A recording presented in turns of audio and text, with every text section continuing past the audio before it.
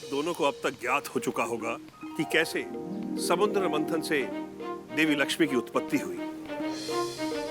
देवताओं और असुरों की बात को अस्वीकार कर जब उन्होंने त्रिगुणातीत का साथ देने की बात कही, तब असुर गुरु शुक्राचार्य अर्थात हम देवों के गुरु गुरु बृहस्पति और देवऋषि नारद त्रिगुणातीत की खोज में ब्रह्मलोक पहुंचे। नारायण नारायण। प्रणाम परम पूज्य पितामह। प्रणाम माते। प्रणाम देवी सरस्वती। देवगुरु बृहस्पति, गुरु शुक्राचार्य, आप दोनों ने ब्रह्मदेव को प्रणाम नहीं किया। क्या आपको ज्ञात नहीं वो यहाँ उपस्थित हैं? हमें ज्ञात है। तो उनकी उपेक्षा करने का क्या अर्थ है गुरुवर? देवी सरस्वती, हमने ब्रह्मदेव की उपेक्षा नहीं की, अपितु उन्होंने हमारा अनादर किया। क्षमा कीजिएगा देवी, किंतु हम ब्रह्मलोक में अतिथि हैं और हमारी आगमन पर ब्रह्मदेव ने अपने नेत्र तक नहीं खोले। सत्य कहा गुरु बृहस्पति ने। ना स्वागत ना सत्कार, ये अपमान नहीं तो और क्या है? स्वागत है गुरु शुक्राचार्य और गुरु बृहस्पति। जो मांग कर प्राप्त हो वो सम्मान नहीं होता है, अपितु मात्र एक औपचारिकता होती है। आप कहना क्या चाहते हैं गुरु शुक्राचार्य? और किस लिए इतना क्रोध, वो भी हमारे समक्ष, ब्रह्मांड के रचयिता के समक्ष? ये देखिए ब्रह्मदेव का अहंकार। इस अहंकार के कारण ये सबका अपमान करते हैं। ये अनुचित है ब्रह्मदेव। हमने क्या अनुचित किया है? तनिक विस्तार से बताएं। आपने सृष्टि का निर्माण तो किया, परंतु आपने स्वयं के अधिकारों का और स्वयं के लाभ का ध्यान रखा। एक लोभी राजा के भांति ब्रह्मदेव स्वयं को महान सिद्ध करना चाहते हैं, सृष्टि का स्वयं लाभ उठाना चाहते हैं। ये सृष्टि भले ही हमारी रचना है, किंतु इसकी प्रत्येक वस्तु, पेड़ पौधे, जल, वायु, प्रकाश, समस्त जीवों के लिए, मानव के लिए है। तो ये हमारा स्वार्थ कैसे हुआ? स्वार्थ है महान बनने का, स्वयं को सर्वश्रेष्ठ सिद्ध करने का। बस!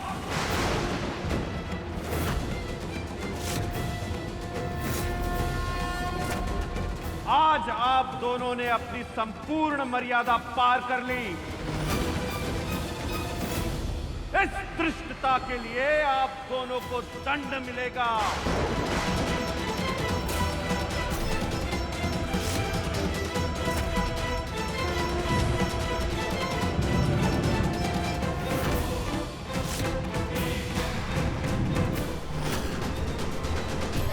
देवऋषि नारद, आप ब्रह्मदेव के क्रोध से हमारी रक्षा कीजिए प्रभु।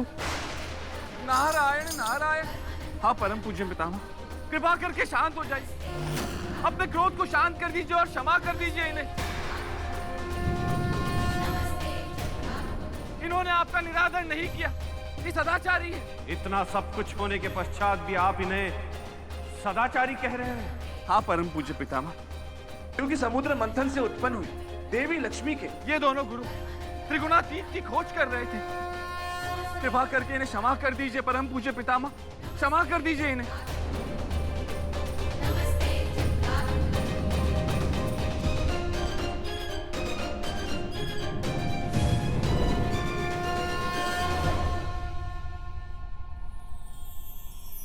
तो आप दोनों हमारी परीक्षा ले रहे थे? क्षमा करें ब्रह्मदेव, किंतु देवी लक्ष्मी के लिए हमें ये करना पड़ा। यदि आप दोनों ने हमसे पहले पूछा होता तो हम आपको बता देते कि हम सृष्टि के स्वामी हैं। तो हमारे भीतर राजसी व्यवहार स्वाभाविक है, अर्थात हम रजोगुण के अधीन हैं। अर्थात परम पूज्य पितामह आप त्रिगुणातीत नहीं है? नहीं। रजोगुण राजसी गुण होता है, जो तमोगुण और सतोगुण को ऊर्जा प्रदान करता है, उन्हें कर्म करने के लिए प्रेरित करता है। ब्रह्मदेव का व्यवहार रजोगुण के अधीन था, इसलिए वो त्रिगुणातीत नहीं थे। गुरुदेव, इसके पश्चात क्या हुआ? तत्पश्चात हम कैलाश पहुंचे महादेव की परीक्षा लेने के लिए। नारायण नारायण। प्रणाम महादेव।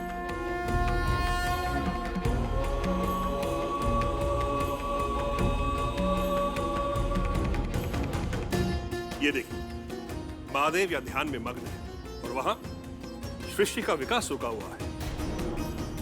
समुद्र मंथन का विष पीकर ऐसा लग रहा है इनका कार्य पूर्ण हो गया है। ये सदा ध्यान में ही लीन रहते हैं, जिससे इन्हें अन्य कोई कार्य करना ना पड़े। ये कोई देवाधिदेव महादेव नहीं है देव ऋषि, अपितु अहंकार और क्रोध में लिप्त एक तपस्वी में है।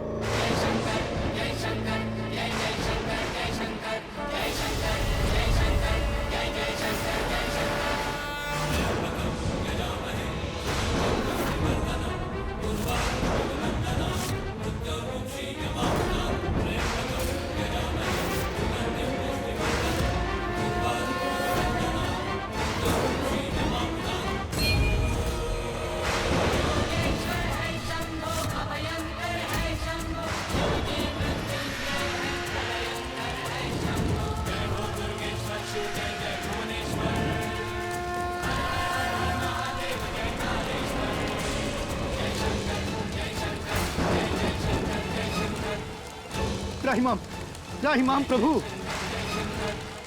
प्रभु त्राहिमाम, त्राहिमाम प्रभु। त्राहिमाम प्रभु, त्राहिमाम।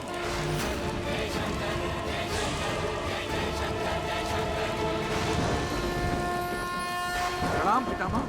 महादेव, अपने क्रोध को शांत कीजिए, क्षमा कर दीजिए इन्हें। महादेवों के देव महादेव, कृपा करके अपने क्रोध को शांत कीजिए, क्षमा कर दीजिए इन दोनों गुरुओं को। इन दोनों ने आप त्रिदेव के त्रिगुणों को ज्ञात करने के लिए ये दुस्साहस किया है। देव ऋषि नारद सत्य कह रहे हैं। देवी लक्ष्मी के लिए त्रिगुणातीत की खोज कर रहे हैं।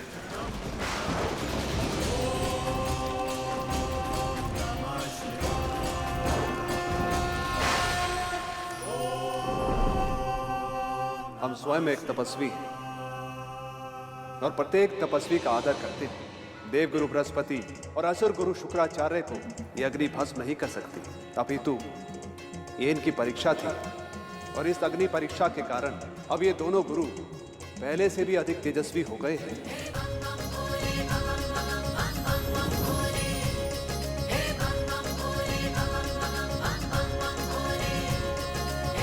महादेव, हमने जो अपशब्द कहे उसके लिए हमें क्षमा कर दें। क्षमा करें महादेव और हमारा मार्गदर्शन करें। हम त्रिगुणातीत नहीं हैं, क्योंकि हम संहार के देवता हैं। क्रोध हमारा स्वभाव है। महादेव, रजोगुण ब्रह्मदेव में है, तमोगुण आप में है, तो फिर त्रिगुणातीत कौन है? त्रिगुण के स्वामी भगवान विष्णु अर्थात नारायण। समुद्र मंथन से देवी लक्ष्मी की उत्पत्ति उन्हीं के लिए हुई है, इसलिए आप नारायण के पास जाएं। गुरुदेव, आपकी कथा से ये ज्ञात हो गया है कि नारायण ही त्रिगुणातीत है और देवी लक्ष्मी ने उन्हीं के साथ जाने की बात की थी। गुरुदेव, क्या ये उन्हीं की लीला थी? हाँ देवी संतोषी, ये सब नारायण की ही लीला थी। तो ये सत्य ज्ञात होने के पश्चात क्या हुआ? नारायण नारायण। प्रणाम प्रभु। प्रणाम नारायण। आप तीनों यहाँ, बहुत बहुत स्वागत है आप तीनों का। आज आप तीनों ने ये सिद्ध कर दिया कि आप महान हैं। ब्रह्मदेव और महादेव की परीक्षा लेना कोई सरल कार्य नहीं, किंतु आप तीनों ने अपने प्राणों को संकट में डालकर ये कार्य किया है। ये प्रशंसनीय है। नारायण, आप धन्य हैं। आप में कोई विकार नहीं है। काम, क्रोध, लोभ, माया, इन सब से आप परे हैं। आप वास्तव में त्रिगुणातीत हैं। आपको शत शत नमन। त्रिगुणातीत के दर्शन, उनके साथ व्यतीत किए क्षण अद्भुत और अविस्मरणीय है। लैला, हमारा घर कोनो धर्मशाला नहीं है जिसका जब मन हुआ मुंह उठाकर चले आए। ना ना इंद्रेश बाबू, हम ऐसे ही नहीं आए, बल्कि इस बार तो हम आपके घर में रहने के लिए आए हैं। वो क्या है ना, मोहल्ले वालों ने हमें बेघर कर दिया है। तब सिंहासन सिंह जी ने अपना हाथ बढ़ाया और हमें यहाँ ले आए। ऊपर वाला करे इनके जैसा बड़ा दिल सबको मिले। और जी सब क्या करिए? आकर तुम्हारी अम्मा ने हमसे सारे रिश्ते तोड़ लिए। उन्होंने अपने मन की, अब हम अपने मन की कर रहे हैं। कुंती देवी, चूड़ी, बिंदी, ये सिंदूर है ना, ये सब दिखावा है। इन सबका कोई मतलब नहीं। रिश्ता इससे नहीं बनता है, रिश्ता बनता है दिल से। तुम्हारे दिल में हमारे लिए कितनी जगह है ये हमें उस दिन पता चल गया था। जी, हम आपको दिल से अपना पति मानते हैं, आपकी पूजा करते हैं। झूठ है सब, मिथ्या है सब। लैला से हमारा बहुत पुराना रिश्ता है। बहुत साल पहले को लखनऊ से हम ही लेके आए थे, लेकिन ये सब हम तुमको काहे बता रहे हैं? तुम्हारी बहू ने तुमको नहीं बताया?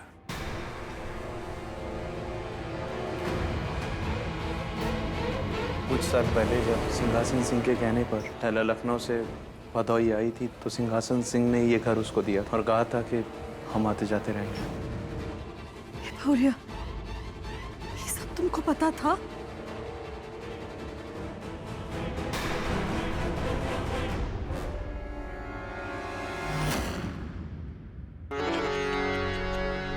तो गलत बात है, सरासर गलत बात है। तुमने ये बात इसलिए नहीं बताई कि तुम्हारी सास को दुख होगा। सास की तकलीफ समझ में आई, लेकिन ससुर की तकलीफ समझ में नहीं आई। जाके सीधे वीडियो दरोगा को दे दिया ताकि तुम दोनों इस घर पे राज कर सको। नहीं बाबूजी, आप गलत समझ रहे हैं, ऐसा कुछ नहीं है। ये लैला ने हमारी बहुत मदद की। हमारी का तुम्हारी भी बहुत मदद की। हमको तो इसका धन्यवाद देना चाहिए। जो वीडियो तुमने पुलिस को दिया वो इसी ने बनाया था।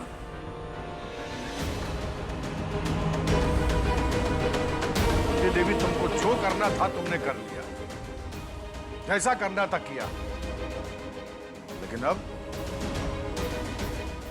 हमारी बारी है। आज से लैला इसी घर में रहेगी।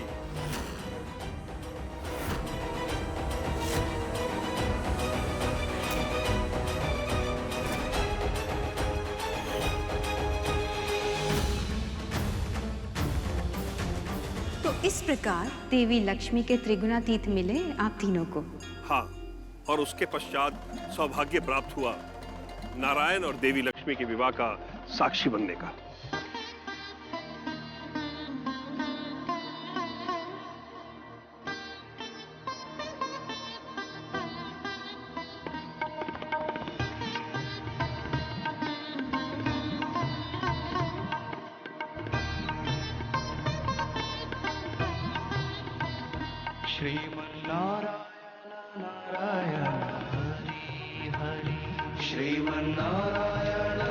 प्रभु, अब आप दोनों फेरे ले।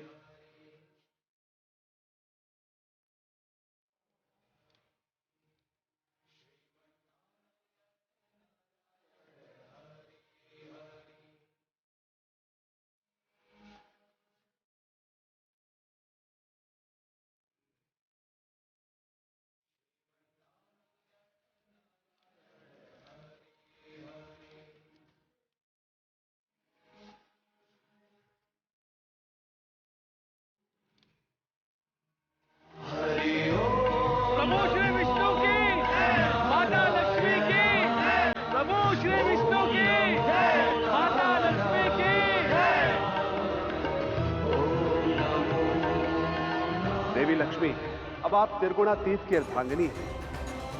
अब संसार को समुद्र मंथन का रहस्य बताएं। समुद्र मंथन के द्वारा सिंधु पुत्री के रूप में आपकी उत्पत्ति का अर्थ बताएं। महादेव, जैसे समुद्र मंथन से विष और अमृत दोनों एक साथ प्राप्त हुए, वैसे ही सृष्टि का निर्माण करते हुए उसका भी मंथन होगा। सुख और दुख, धर्म अधर्म, नीति अनीति, सदाचार एवं अनाचार, ये सब भी एक साथ उत्पन्न होंगे। मनुष्य के व्यवहार का निर्माण होगा तो उसमें परिवर्तन भी होगा, और तब सृष्टि का संतुलन बनाए रखने के लिए हम स्वयं नारायण के साथ धरती लोक पर अवतार लेंगे। इस प्रकार धर्म का और मनुष्य का संतुलन बना रहेगा। हमारा विवाह ही इस पृथ्वी की रचना का प्रतीक है। तो ये है त्रिगुणातीत की कथा। गुरुदेव, अब हम यहाँ से प्रस्थान करते हैं। हमें ज्ञात हो गया है। आपका बहुत बहुत धन्यवाद। हमें आज्ञा दें। असुर रानी पौलोमी, अभी तक हमने आप दोनों से इस कथा का सार साझा नहीं किया है। गुरुदेव, हम सौंदर्य में ही नहीं, बुद्धि में भी सर्वश्रेष्ठ हैं। हमें सब ज्ञात हो गया है। आपका बहुत बहुत धन्यवाद। हमें आज्ञा दीजिए। हमें शीघ्र ही हिमालय पहुंचना है। गुरुदेव, अत्यधिक सुंदर वर्णन किया है आपने नारायण के विवाह का। हमारे मस्तिष्क में अब भी वो सुंदर दृश्य आ रहे हैं। आप कृपा कर हमें इस कथा का सार बताइए। जब जब सृष्टि में रज और तम का प्रभाव बढ़ता है, तब तब सृष्टि में विष का निर्माण होता है। और सृष्टि का संतुलन बनाए रखने के लिए प्रत्येक बार त्रिगुणातीत अवतार लेते हैं और रजोगुण और तमोगुण को स्वयं के अंदर समाहित कर उसके प्रभाव को कम करते हैं। और इतना ही नहीं, समुद्र मंथन के साथ जब देवी लक्ष्मी ने स्वयं के वर का चुनाव किया तो नारी को वर चुनने का अधिकार प्राप्त हुआ और उसके पश्चात स्वयंवर की प्रथा आरंभ हुई। गुरुदेव, इस कथा का सार सदैव स्मरण रखने वाला है। सृष्टि का संतुलन भी आवश्यक है और एक नारी के लिए वर चुनने का अधिकार होना भी आवश्यक है। दोनों ही बातें आज भी मान्य हैं। बाबूजी, हम ये नहीं झेल सकते। नाचने वाली हमरे घर पर नहीं रहेगी। तो काहे नहीं रहेगी? ये हमारा फैसला है। बाबूजी, हम मानते हैं अम्मा ने जो किया उससे आपको तकलीफ हुई, आपको बुरा लगा। अब तो सब सही हो गया, आगे भी सब अच्छा होगा। फिर ये सब काहे कर रहे हैं? अरे तो हम क्या गलत कर रहे हैं? क्या गलत कर रहे हैं? एक बेसहारा को सहारा देना कहाँ का गलत है? एक गलत औरत को अपने घर पर रखना गलत बात है। नहीं, इस वक्त तू काहे इतना बिफर रहा है? अरे ब्याह थोड़ी करने जा रहे हैं इससे। घर में सहारा दिए, एक कोने में पड़ी रहेगी कहीं। माँ जी खुद को संभालिए। माँ जी उठिए। माँ जी को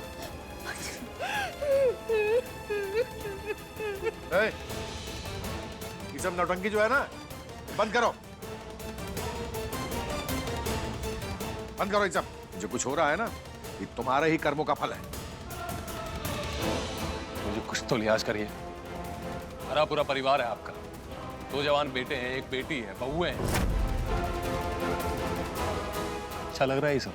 तो तू ना एकदम सही कह रहा है, एकदम सही कह रहा है। और हमारी जुबान के भी कुछ कीमत है। आए हैं तो कुछ दिन रहने दे घर में, पड़ी रहेगी एक कोने में। रहने दीजिए सिंहासन सिंह जी। हमारी वजह से आपके घर में इतना बवाल हो रहा है, हम चले जाते हैं यहाँ से। नहीं, रुको तुम। हम अब भी इस घर के मालिक हैं। तुम रुको वहीं पे और माँ बेटवा समझेगा अपने बाप को।